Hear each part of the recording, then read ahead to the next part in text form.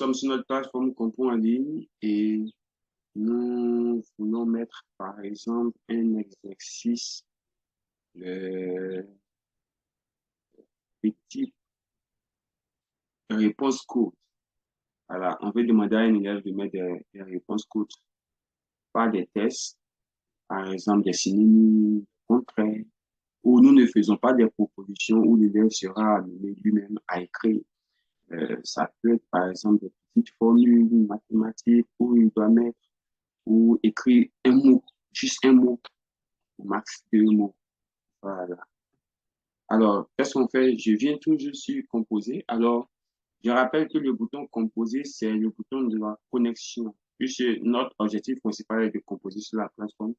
Et c'est composer qui nous permet d'accéder à notre plateforme Compo en ligne et filtrer les différents accès. Alors, si vous n'êtes pas membre, si vous n'êtes pas inscrit régulièrement sur Compo en ligne, vous ne pourrez pas accéder. Alors, si vous cliquez sur Composer, vous allez voir qu'il y a la partie Connectez-vous, vous mettez vos identifiants, vos mots de passe. Et pour ceux qui ne sont pas encore membres, nous vous invitons à aller vous inscrire ici directement en cliquant sur Inscrivez. Mais pour l'heure, nous sommes avec ceux qui sont inscrits et en tant qu'enseignants, nous voulons mettre un exercice aujourd'hui encore. Alors, je viens sur me connecter pour accéder à mon espace perso.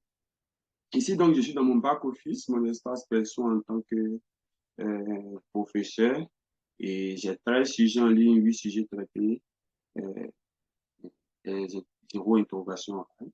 Alors, je viens dans mon espace en haut à gauche et le tableau de bord, j'ai la gestion des sujets. Ce qui m'intéresse, c'est la gestion des sujets. Donc, je viens, je clique sur gestion des sujets. Ici, j'ai 3 sujets qui sont là, représentant les brouillons.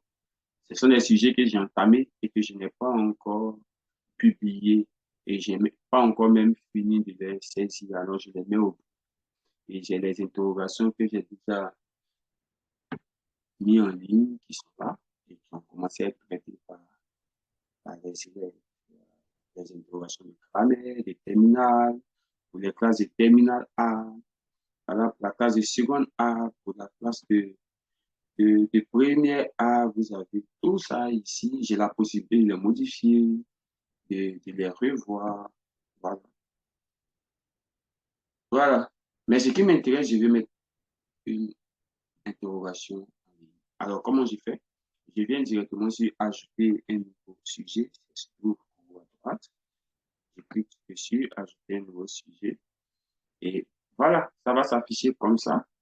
Et je viendrai sélectionner devoir ou interrogation écrite. Pour l'instant, pas de devoir en ligne. Niveau, je veux par exemple la classe de première A. Voilà. Je suis possède allemand, donc je vais sélectionner allemand.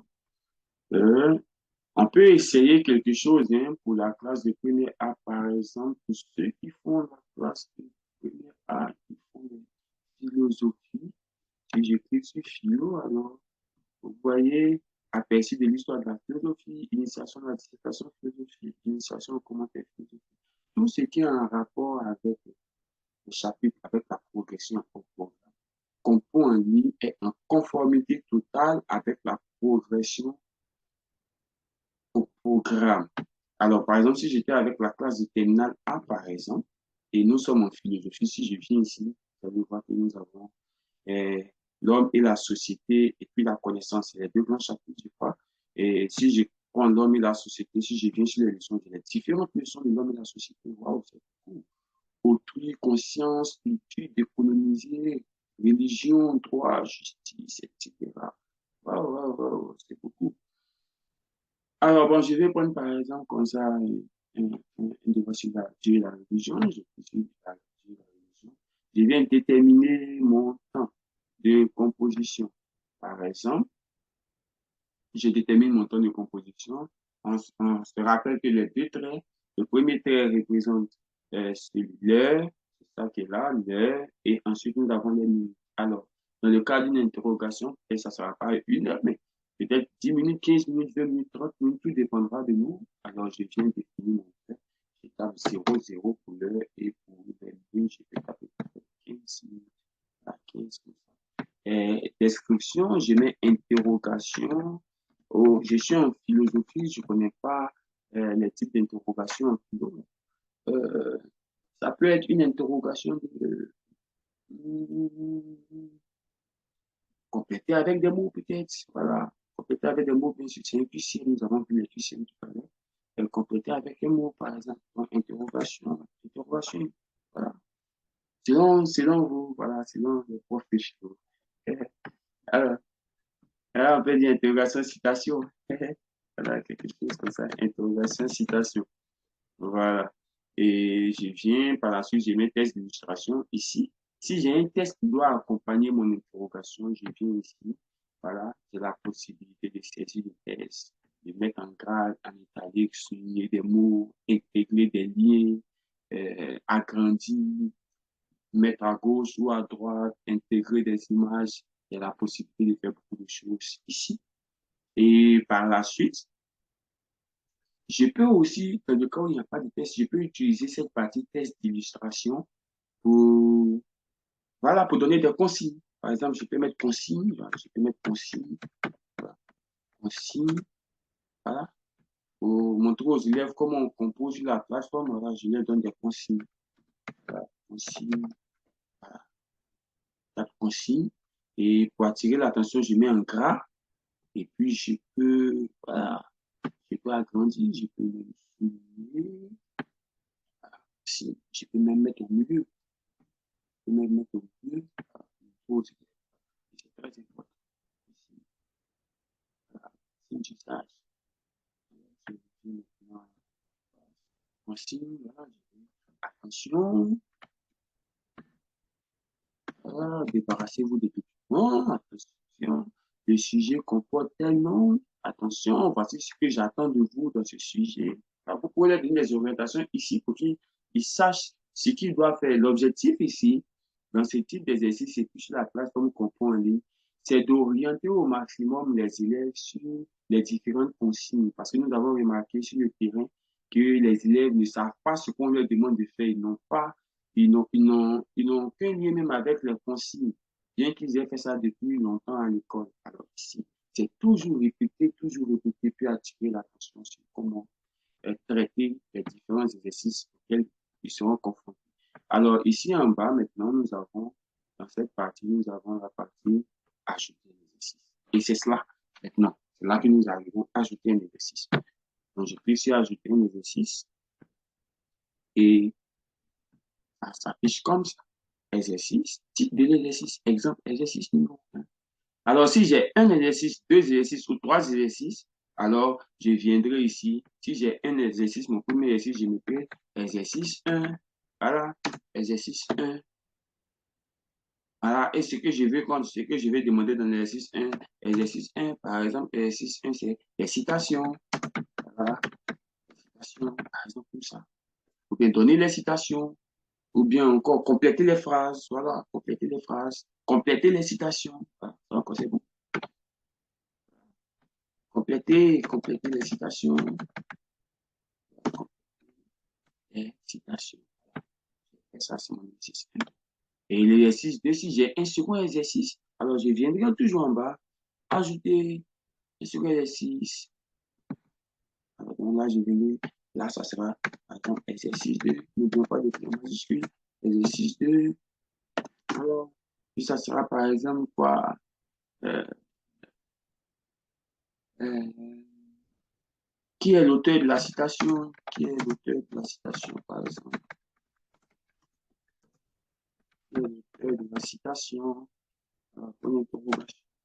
Et là, ça sera un petit exercice. Voilà, donc nous avons deux types d'exercices. Voilà, c'est bon comme ça. Deux types d'exercices. Alors, nous avons les exercices, ça, ce sont les grands exercices qui sont là.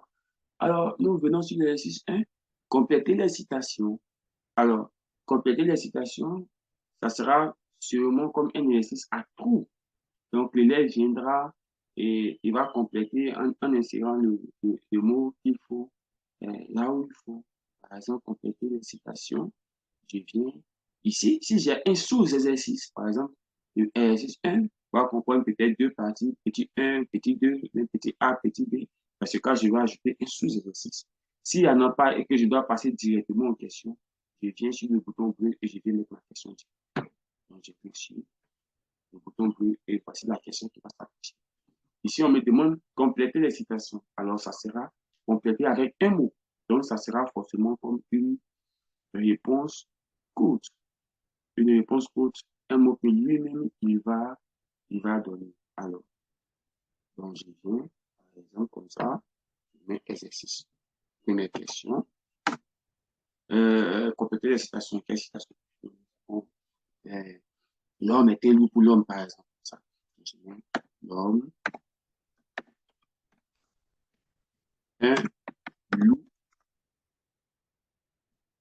ou bien l'homme est un, voilà, point, point, point, point, point, point, point, pour l'homme. Voilà, l'homme est un point, point, point, point, pour l'homme. Alors, dans ma question courte, je lui ai demandé de compléter la citation. Donc, il doit intégrer le mot. Donc, ici, à ce niveau, l'élève écrira lui-même le mot. Alors, donc, nous, en retour, on sait quel est le mot qu'il faut. Bon, j'ai oublié un peu de philo, mais je sais qu'on dira l'homme est un loup pour l'homme. Donc, je viens ici, tout en bas. Ici, les réponses pour explication. Alors, je viens ici. Hein, réponse attendue et j'ai eu le mot, tout simplement, le seul mot loup. Alors, donc, lorsque j'écris ce mot, c'est le mot que l'élève doit écrire effectivement dans cet espace-là. Et s'il ne l'a pas écrit là, ça veut dire que ça sera faux. Donc, l'élève fera attention à écrire le mot. Et nous voulons attirer l'attention également des élèves, surtout en français. Alors, nous savons qu'une phrase commence par une lettre majuscule et se termine par un point. Donc, s'il écrit le mot ici en majuscule, qui commence par une lettre majuscule ici, alors ça sera considéré comme une faute. Donc, il doit, ici, dans ce type d'exercice, l'élève doit écrire textuellement comme vous avez écrit. C'est pourquoi éviter de faire des erreurs. Là, c'est un minuscule, ça se trouve au milieu des phrases. L'homme est un loup pour l'homme. Combien de points nous attendons? Peut-être un point ou deux points dans nos définitions. Si c'est un point, ça fait un point. Si c'est deux points, ça fait deux points. Si c'est demi 0,50, ça fait les 0,50. Tout dépend de ce que nous allons définir comme. Et explication, nous pouvons orienter les élèves pour nous dire effectivement que l'homme est un loup pour l'homme est une citation de, et puis on peut donner l'auteur. Voilà, pour les orienter, pour dire que c'est de là que ça vient. Voilà. Donc, voilà, je viens de mettre ma première question. Alors, je vais mettre une seconde question. Toujours dans l'exercice, hein, je vais mettre une seconde question. Je réponds le même procédé. Je clique sur mon petit bouton bleu qui me sert à mettre les questions. Donc, je suis avec la question numéro 2. Je vais mettre la question numéro 2. Je fais ça 2. Voilà. Et quelle phrase nous allons compléter cette fois-ci? La religion est l'opium du peuple. Voilà. Voilà, donc la religion, puisque nous sommes toujours sur le thème religion, c'est ce que nous avons fait. Voilà. Donc, la religion est, est l'apostrophe, point, point, point, point, point, point, point, point. Voilà. Alors, voici ma. Ah, l'élève doit compléter toujours une question courte. Et qu'est-ce que nous attendons? Il doit écrire le mot opium. Alors, il écrit ici toujours en minuscule. Donc, n'hésitons pas à préciser tout ça dans la consigne en avant. Donc, opium. Donc, j'ai pris le mot opium. S'il écrit mal, ça sera 0. Et nous, on va se charger de bien écrire pour qu'il puisse voir. Et donc, combien de points? 2 points. Qui a donné la citation et explication? La religion est l'opium du peuple. L'opium du peuple. Une citation. Une citation. Voilà. J'ai oublié, hein. Je vais mettre quelque chose comme ça. Peut-être Karl Marx. Voilà. La religion, l'opium du peuple, une citation. Voilà. De Karl Marx. Voilà. J'ai orienté les. Je vais expliquer, j'explique. Voilà. Donc, voici comment, à quoi ressemblent les questions courtes. Maintenant, si nous venons avec l'exercice numéro 2, qui est l'auteur de cette citation, alors, ce même type d'exercice-là encore même, la religion est l'opium du peuple, on peut la mettre d'une autre manière. Au lieu d'une réponse courte même, on peut les orienter avec les mots si nous voulons les orienter. Là, ça devient sous forme d'intuition. Donc, qu'est-ce que j'ai fait? Je viens sur question à choix euh, me- là, une nouvelle question que j'intègre, question courte. Alors là, je vais changer de style, je vais quitter le cas de questions courtes.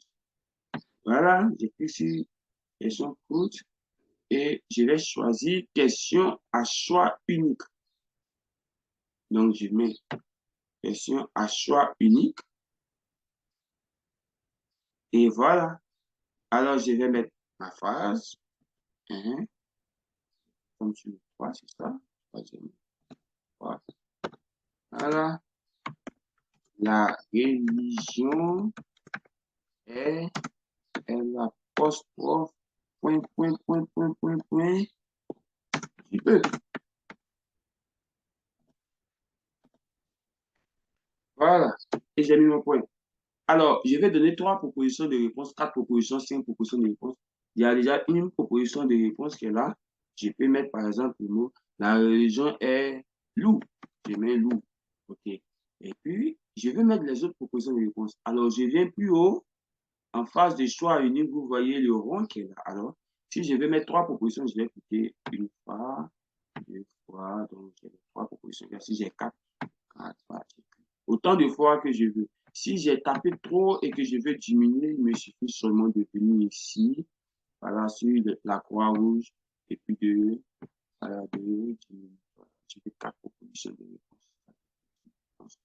Alors, donc, j'ai loup, la religion, et puis j'écris le mot opium.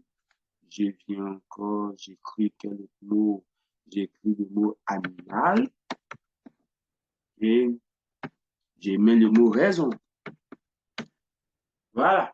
Alors donc, qu'est-ce il aura à faire? L'élève aura à choisir la bonne réponse. Il n'aura tout simplement qu'à cocher. Voilà.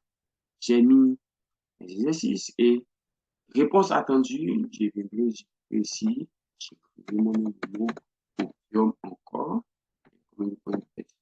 Et je donne l'explication, explication éventuelle pour tous les élèves, comme je suis pas en phase de pouvoir les autres. Et je viens sur le même principe avec le second exercice, qui est l'auteur de la citation. Je viens, je mets ma question directement. Voilà, qui est l'auteur de la citation? C'est une question courte. Bon, je vais aller avec une question à choix unique, avec les deux beaucoup qu'on travaille. Et je mets une question. Je mets quelle citation je me rappelle? De quelle citation je me rappelle? Non, mais Kendou Coulomb, c'est qui? J'ai oublié, bon. La religion est l'opium du peuple. Pourquoi on va? La religion est l'opium du peuple. Là, j'ai écrit toute la phrase. Il ne s'agit plus de compléter. Il s'agit de donner l'auteur de la citation. Alors, donc, j'ai fait trois propositions de réponse. Je mets euh, Bachila, Gaston Bachila.